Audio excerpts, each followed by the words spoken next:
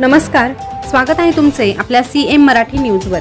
आज पुन्हा एकदा एक नवीन माहिती घेऊन तुमच्यासाठी सज्ज झालो आहोत। पत्नीसोबत 21 वर्षीय युवकाला नको त्या अवस्थेत पाहिलं आणि पतीने क्रूर बदला घेतला।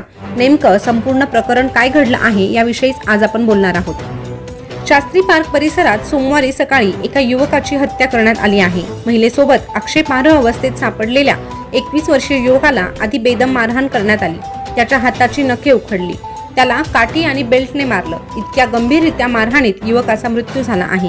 या प्रकरणी पोलिसांनी गुन्हा नोंदवला असून तपासाला सुरुवात केलेली आहे। माहितीनुसार मृत ऋतिक वर्मा नावाचा युवक आरोपीच्या पत्नीसोबत आक्षेपार्ह सापडला।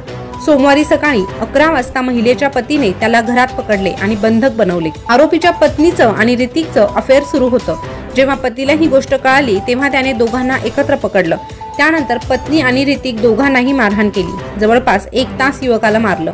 त्याच्या बोटाची नखे उखडली। शरीराच्या प्रत्येक भागावर मारहाणीच्या खुणा आढळल्या आहेत असं मृत युवकाच्या काकाने सांगितलं। ऋतिक वर्मा त्याच्या कुटुंबासह शास्त्री पार्क येथे भाड्याने राहायचा। कुटुंबात वडील प्रमोद वर्मा, आई अनिता वर्मा आणि 2 बहिणी आहेत। ऋतिक त्याच्या वडिलांसह ट्रक चालवायचा।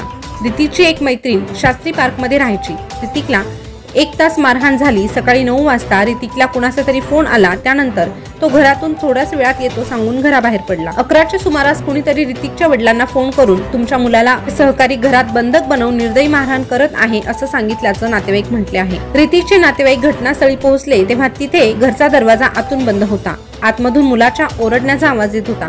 दरवाजा उघडण्याचा प्रयत्न केला परंतु तो उघडला नाही। त्यानंतर नातेवाईकांनी पोलिसांना कळवलं। पोलिसांनी तात्काळ घटनास्थळ गाठत घरचा दरवाजा उघडला। आतमध्ये पोलीस आणि नातेवाईक गेले तेव्हा ऋतिक जमिनीवर पडला होता। त्याच्या शरीरावर अनेक जखमा होत्या। बोटातून रक्त वाहत होतं। दोन्ही हाताची नखे उखडली होती।